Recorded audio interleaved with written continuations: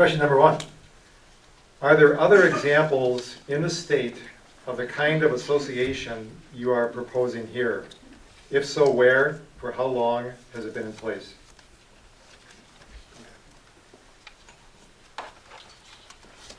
Not that we know of. I guess that's a short answer.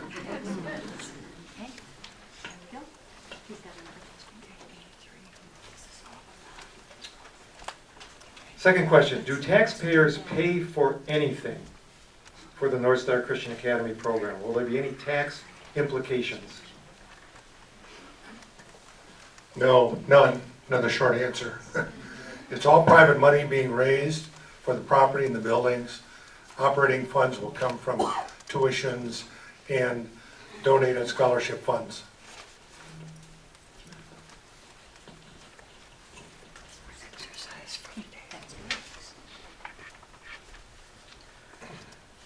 Because we are discussing education and because we are a three-part being, spirit, soul, and body, isn't it important to educate students about spirit and spirit life?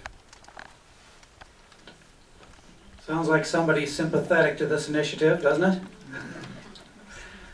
So yeah, that's why we're doing this, is because we really care about kids and we believe in the importance of and the truth of scriptures. And so we do believe it's really important, as I mentioned before, that it's foundational. Can you imagine if you're a young man who has the world view that it's one and done and that there's no absolute truth? Well, how might you behave? Well, I know personally as a young man, I was even more self-centered than I am now. I think young people tend to be that way. And holy mackerel, if you've got young people that believe that there's no absolute truth, that your idea of truth is no better or different than my idea of truth, what might we end up with as a society? I wrote down a quote here from John Adams. So one of our founding fathers, first Vice President of the United States, second President of the United States. And there are many of our founding fathers that believed this way. He said, "Our Constitution was made only for a moral and religious people. It is wholly inadequate to the government of any other." So our founding fathers, they weren't perfect, but they believed that the institution that they put together was only going to work if we had a populace that was moral and Christian and informed, I might say. Thank you to the League of Women Voters. And we think that they were right. And so we're trying to help along that line. 3 questions related to the hockey program. So I'm going to combine all of these. The first one is on the hockey arena. If the NCA has biblical teachings on the walls of the hockey arena like the YMCA, wouldn't it preclude any public schools from using the hockey arena?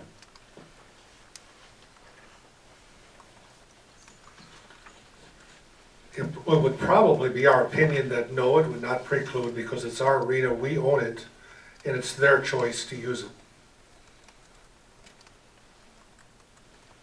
Okay, the second question, also related to hockey, is the NCA mission is to teach the biblical worldview, so why are you building a hockey arena in the first place?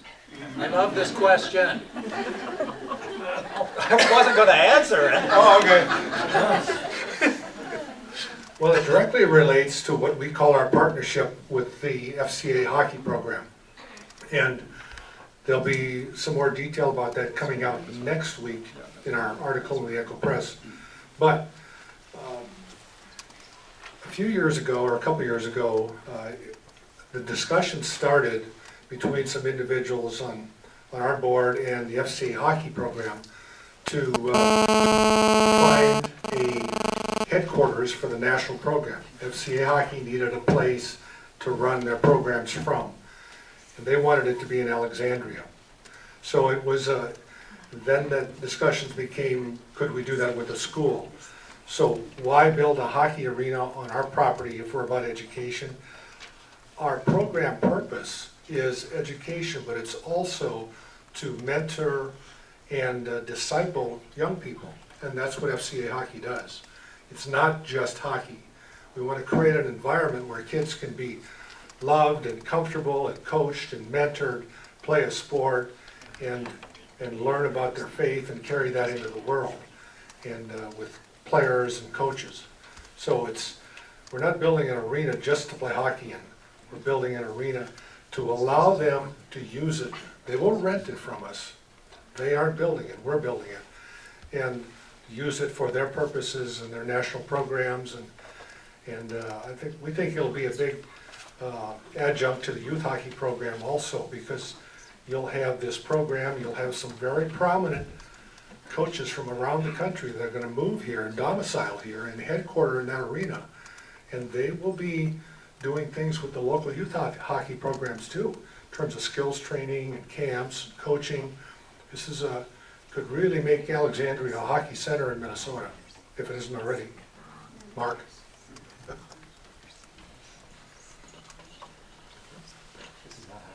Okay. Wouldn't you be setting a precedent using release time for specific faith teaching? As you know, this was discouraged by District 206 a number of years ago, and the district, I believe since then, has not had release time for high school students, but Wednesday evenings are the sacred night of no activities. And the questioner is wondering why should that change? So would you read the question again? The question deals with release time. You're proposing 3 hours of the release time for your students. This has not been done for years, and the questioner believes that the agreement made with the school district was that Wednesday evening would be the set-aside time for any church or organization that wants to do religious education, and that's why there are no activities, no games. So wouldn't you be setting a precedent by doing this, and have you thought through that? Yes, we have thought through that long and hard. And when we ask ourselves, why do we want to do this at all? Why don't we just have a standalone school? If you look at Fergus Falls and Wilmer and St. Cloud, they all have Christian high schools that are standalone Christian high schools. Wouldn't it be easier if we just did that? Well, I think it would be easier, but I don't think it would be the best thing for our community, and I don't think it would be the best thing for the kids in our community. If you look at our country, we have become so divided. Holy mackerel. The gap between the haves and the have-nots is growing, they tell us. We watch our politicians not work together. I mean, they hardly speak to each other, yet alone work across the aisle. If every entity that has some issue with public school pulls out their students and puts them in a standalone school, what are we going to end up with? We're going to end up with a whole lot more division in this country than we have right now. So it is our vision that it's the right thing, not only for our students, but for our county and our country, to keep them together a significant amount of the time. Well, you have people like us that are passionate about teaching some things that are really important to us. But that doesn't mean we don't think that the public school doesn't do a darn good job in many areas.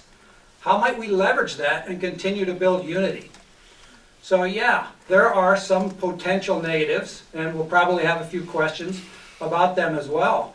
But the positives and the alternatives, I don't think are the right ones. I've had some questions from some of the school board people that I've talked with and some of the administration. And let me say about the school board and administration, I think they're doing the right thing. In a situation like this, we could in fact get ourselves sued if we do some things that somebody doesn't deem proper. And in the United States, you can sue anybody for any reason, so you don't have to actually do something wrong. But our school, and I think rightfully so, is being very cautious and very hands-offish with respect to this initiative, so that it doesn't look like, and nobody can come back and say, you helped these folks get started. That is not the case. But we have had a few discussions in the best interest of the students, and while there are hurdles to get across, I said to Julie Kritz, when I talked to her a few weeks back, I said, well, Julie, I'm not sure that that's a proper interpretation of the law. That was a Minnesota Department of Education's interpretation of a certain piece that we were talking about. I said, I'm not sure that's an accurate interpretation, but NorthStar is committed to community unity, and we're going to do everything we can along that line before we end up going down some other direction that some of our neighboring cities have done. So, 137 students were in grades 9 through 12. We don't know exactly because the strategic plan that was put on in 2012 didn't separate that out. But if there's 937 K through 12, maybe 200, 150. So we're trying to get that number. And, That's an educated guess. yeah, that might be high. I don't know, but we don't know. So. Next question is, your ads in the Echo Press imply that young people are leaving religion because they attend public schools. Then why will NCA students take the majority of their classes in Alexandria Area High School? that's a great question. So some of the statistics show, and I think that's what this questioner is citing, that 70% of our Christian youth walk away from their faith when they leave home. Now that doesn't mean that some of them don't come back. Certainly some of them do. I've experienced that young people, in higher numbers than folks that start having children and whatnot, are less active in faith-based activities. But when we look at that, that's what the statistics say, is that 70% do. Well, if we can lay down a Christian foundation, we believe that we can change that. Now, is it only public school that's causing that to happen? Are we laying all the blame at the feet of public school? Oh, no. There's societal forces all around us. It's the Hollywood stuff, and it's the music in lots of places. So certainly you can't just point to any one organization. But in a book that we were reading, Already Gone, which is one of the founding influences of this thought that we could really make a difference in people's lives by providing this biblical worldview foundation. This was a survey book, and they surveyed 1,020-somethings that used to go to church and no longer went to church. So these are people between the age of 20 and 30. And they asked them a bunch of different questions. The number one reason that these people gave, for walking away from their faith is biology class that they had taken in school. What does the Darwinistic worldview say? It says that we were created, that we came about through naturalistic forces over billions of years. Well, that removes God pretty well from the equation. Now, there are some Christians, I think, that believe in evolution, so I'm not saying that just because you believe in evolution, you're not a Christian. But it gives people the idea that, oh, we could perhaps have come about without there being a God. And therefore, when they start thinking that way, and you see a person in a white lab coat with goggles on standing up in front of the class, with some authorities telling the young people that this is the way we came about, and that's 180 degrees polar opposite to what they're being taught in Sunday school.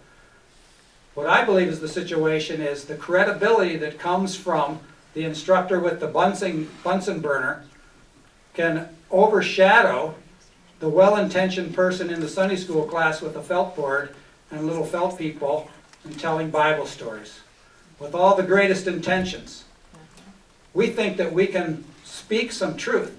If you look at the Darwinistic worldview, now this is my opinion, that when Darwin came up with that theory, there was some credibility to it. Much more credibility than there is now.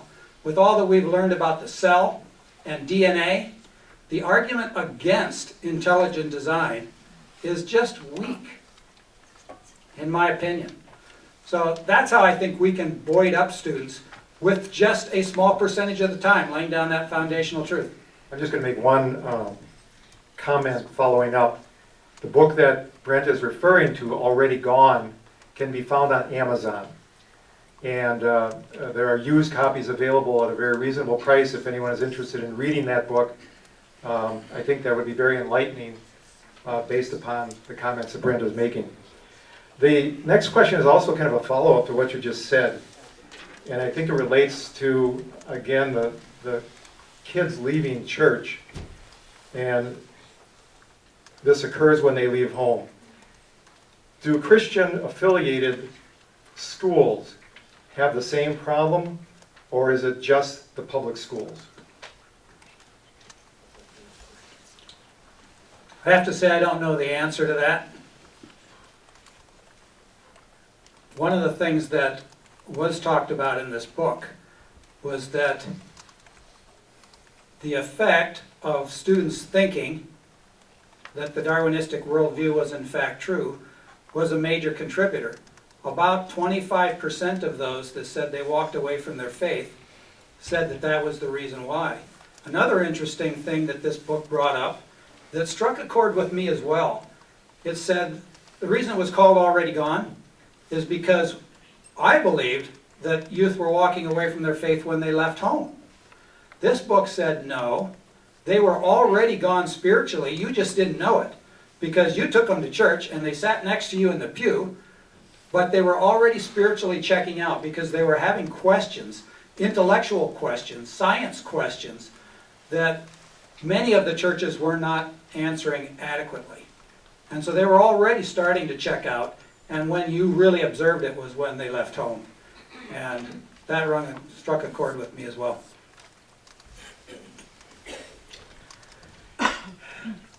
Next question goes away from that topic a little bit, but it's an interesting question.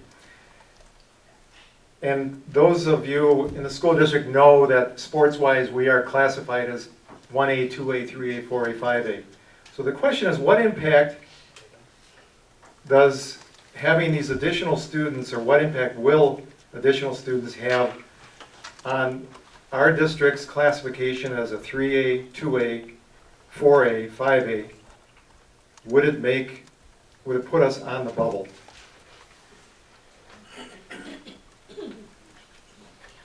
Well, it's a good question. I know there's a lot of people concerned about that. But yeah, probably. But Alexandria is going to grow. There's going to be more kids coming anyway. Our focus is on education and not so much athletics. But if that's a concern, it's a concern. But if the school grows, and I think the school district and the high school has a plan to grow, there's going to be a growth in the student number, which means you're going to move up a class probably sooner or later. So Alexandria as a community is growing tremendously. I don't know if you can stop it with closing off the borders. Next question reads, are you aware of the impact that this proposal has on the district energy, time, resources? And the question is referring to the amount of time that the district is already putting into this issue. Do you have concerns about that?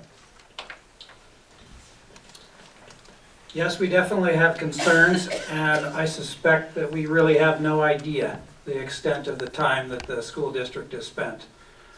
But one of the things that we did early on was we tried to let the school district know that as much as possible, we wanted to take on the legwork and do things so that it didn't burden them with additional things. In practice, that really can't work, can it? I mean, they're responsible for understanding the law and understanding what they want to do and having discussions. I was invited to a special board meeting just a week ago Thursday, and you maybe saw some about it in the paper about some policy changes that the school district is talking about. And these thoughts were spawned by questions brought up by the NorthStar Christian Initiative. And our school district has done things a certain way, and I think they were all legal ways of doing things. But if NorthStar is going to come into the community and bring other students into the community, how might this affect the public school, and what sort of policies do they need to have in place to help govern their decisions? So they had discussions like that. Well, they're time consuming. But one of the things that Julie Kritz mentioned in that is that, yeah, we're talking about this now because of NorthStar. But these are really things that we should have had in place anyway. as, you know, an organization that's organized and, you know, is communicating properly. So she made that point. So in that way, gives me a little comfort that perhaps we're helping things get better as opposed to just causing busy work. But yeah, we do feel badly about that. Just thought of a follow-up to the question about class size in terms of athletics. I remember, Ken, you'll remember this, 1994, Cardinal football team. Oh, I thought I hit you in racquetball. Was that when I hit you in the leg? 1994, the Cardinal football team was the smallest school in the big school class. We played in Noka, the largest school in the big school class in the prep bowl. So just as an example, small schools in a big division can get there. Did we win? No.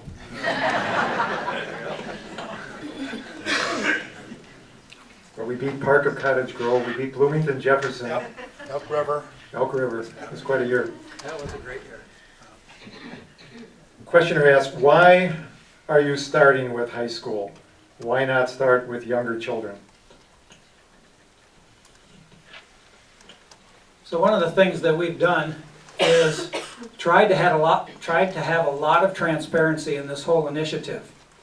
And it has caused the rumor mill to run wild and lots of angst. So the very first thing we did, we were only into the discussions, this is almost 2 years ago now, we'd only been in this discussion for about 90 days.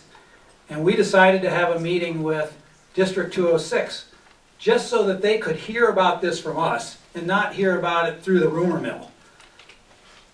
We then met with the 3 parochial schools that are in town, so St. Mary's, Zion, and New Testament, again, so that they could hear it from us and not hear it through the rumor mill.